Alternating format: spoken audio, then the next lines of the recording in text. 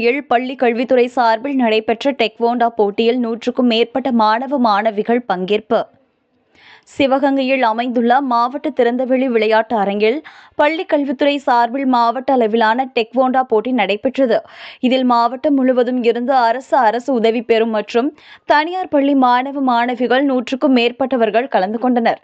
ஆண் பெண் இரு பாலருக்கும் தனித்தனியே பிரிக்கப்பட்டு 14, 17, 19 வயதுக்கு உட்பட்டவர்கள் என 3 பிரிவுகளாக போட்டி நடைபெற்றது. இதில் கலந்து கொண்ட மாணவ மாணவிகள் ஆக்ரோஷத்துடன் போட்டியிட்டு தங்களது திறமையை வெளிப்படுத்தினர். ஒவ்வொரு பிரிவிலும் முதல் 3 இடங்களை பிடித்த மாணவ மாணவிகளுக்கு சான்றிதழும் பரிசும் வழங்கப்பட உள்ளது. மேலும் ஒவ்வொரு பிரிவிலும் முதலிடத்தை பெறும் வீரர் மற்றும் வீராங்கனைகள் மாநில அளவில் நடைபெறும் போட்டியில் பங்கேற்க உள்ளனர்.